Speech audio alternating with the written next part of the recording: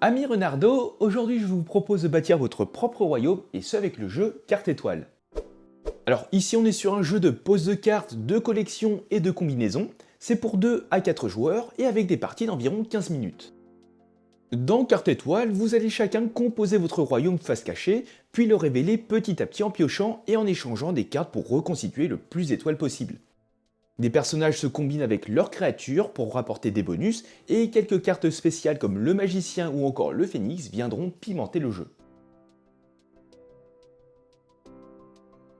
Concernant la mise en place, vous allez d'abord mélanger l'ensemble des cartes pour former une grande pioche, que vous allez poser au centre de la table face cachée. Chaque joueur va recevoir 12 cartes, qu'il va disposer devant lui face cachée en une grille de 2 rangées de 6 cartes. Et vous allez ensuite en révéler une. Si jamais vous révélez un magicien, eh bien cette carte retourne dans la pioche et vous prendrez la première de la pile que vous mettrez face visible dans votre jeu. Si un phénix apparaît, son effet ne se déclenche pas, effet qu'on va voir par la suite. Cette grille, c'est votre royaume et c'est là que vous essayez au fil de la partie de reconstituer un maximum d'étoiles. Une fois les tableaux installés, vous allez retourner la première carte de la pioche face visible à côté de celle-ci pour démarrer la défausse. Et après avoir désigné un premier joueur, vous êtes prêt à démarrer la partie. Dans une partie de cartes étoiles, vous allez jouer à tour de rôle jusqu'à ce qu'un joueur révèle toutes les cartes de son royaume. Dans ce cas-là, après avoir révélé les cartes encore face cachée, le joueur qui a accumulé le plus d'étoiles va remporter la partie. A votre tour, vous allez pouvoir réaliser une action parmi deux. Alors, soit vous allez prendre la carte du dessus de la pile de défausse pour l'échanger avec n'importe quelle carte de votre royaume, ou bien vous allez pouvoir prendre la carte du dessus de la pioche et l'échanger avec l'une de vos cartes face visible ou cachée de votre tableau. Cette dernière est alors défaussée. Et si la carte piochée ne vous intéresse pas, vous avez tout de même la possibilité de directement la défausser. Mais dans ce cas, vous allez révéler l'une de vos cartes face cachée. Et c'est ensuite au tour du joueur suivant.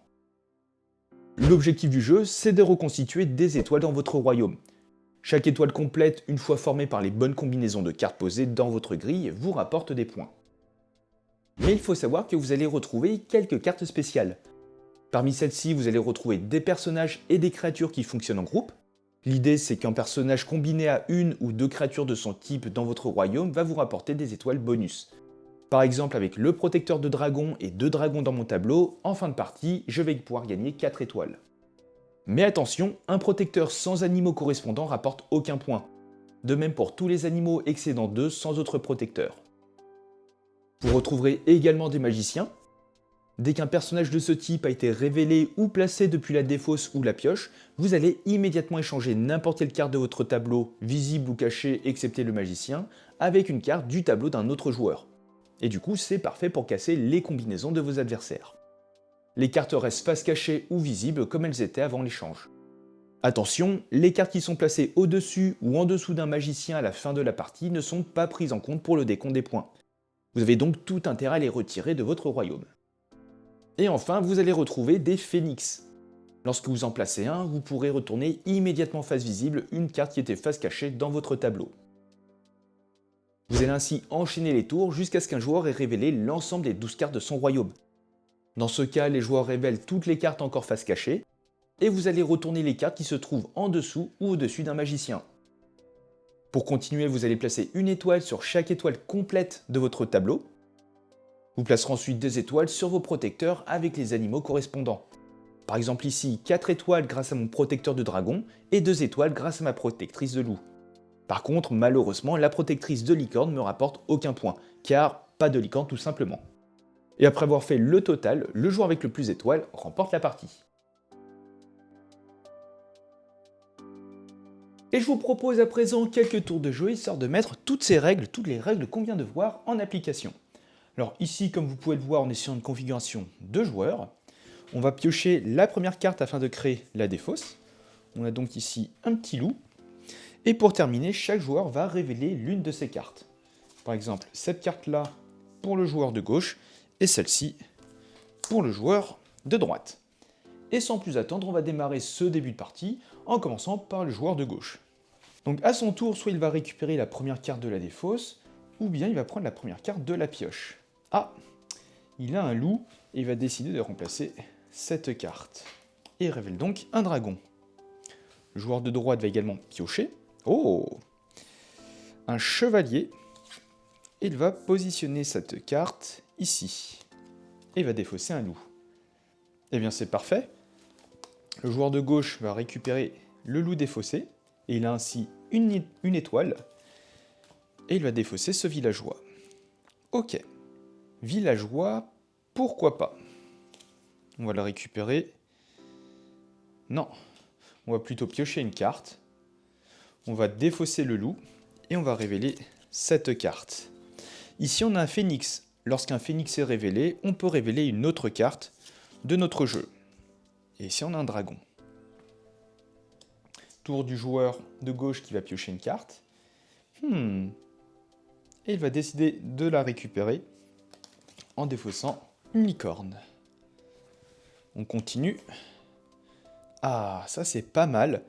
Ça va lui faire 2 étoiles. Il va donc la récupérer contre un loup. Ici d'ailleurs, ça serait pas mal de récupérer la protectrice des loups. Pouah. Trop de loups, tue les loups. Et ici, on a un chevalier. Mauvais positionnement. Joueur de droite va piocher et nous sort une licorne. Licorne qu'on va remplacer par la carte loup. Parce que le loup ne donne aucune étoile, contrairement à cette carte. Une autre licorne. Allez, je vais la défausser. Et je vais révéler cette carte. Alors ici, c'est parfait. On a un magicien. Et du coup, je vais pouvoir activer son effet. Et je vais échanger cette carte contre celle-ci. Et ainsi, je récupère 2 étoiles. Par contre, si je l'ai toujours à la fin de la partie, je vais malheureusement devoir retourner ma carte licorne, qui va donc compter pour 0 points. Mais bon, pour l'instant, ici, c'est pas si grave que ça. Le joueur de droite... Ah bah tiens, comme par hasard. On va l'échanger. Oh, ça aurait été trop bien. Mais non. On va conserver ce chevalier. Et bah dis donc, je vais l'échanger contre une princesse. Le joueur de droite continue de piocher et il obtient un 2e protecteur de dragon. Mais bon, pour l'instant, ça ne lui sert pas à grand chose. Il va donc la défausser et va préférer révéler une protectrice de loup. Ça aurait été super pour le joueur de gauche.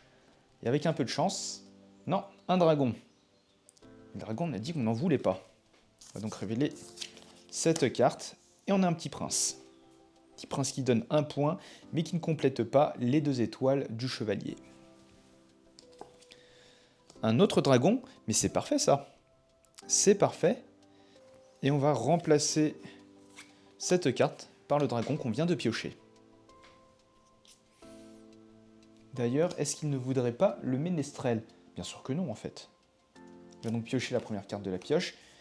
Et il a un chevalier. Alors sans hésiter, désolé petit prince, mais tu es remplacé.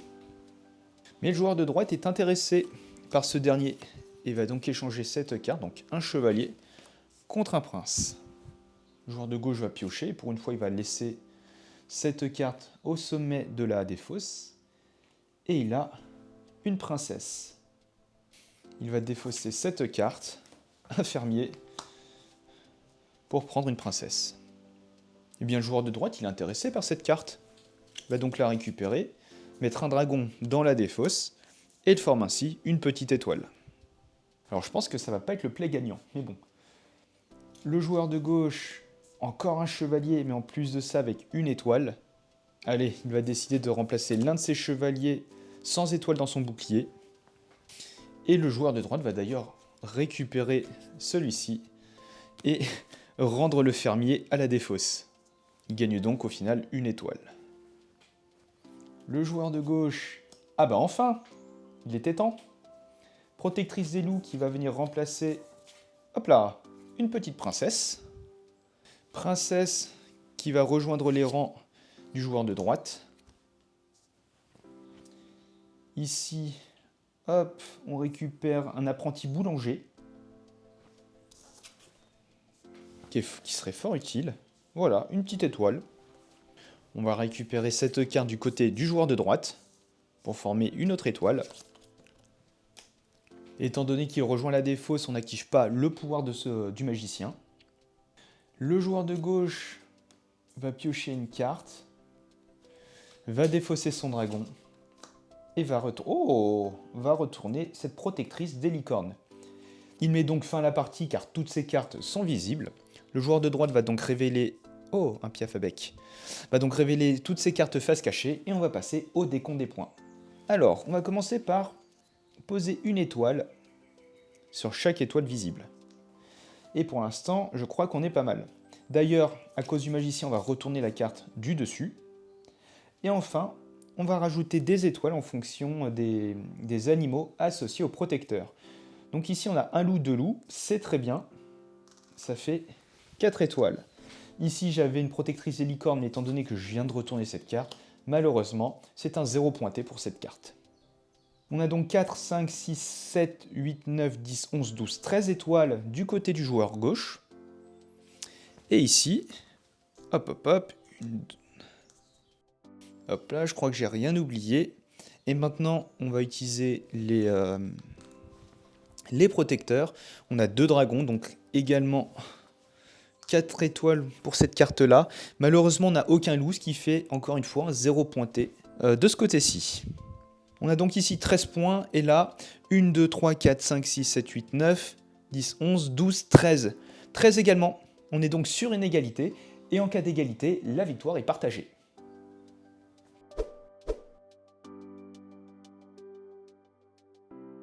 Et voilà les amis, désormais vous avez tout pour faire le plus beau des royaumes. Dites-moi ce que vous en pensez dans les commentaires, et sur ce les amis, portez-vous bien, et on se dit à la prochaine. Ciao!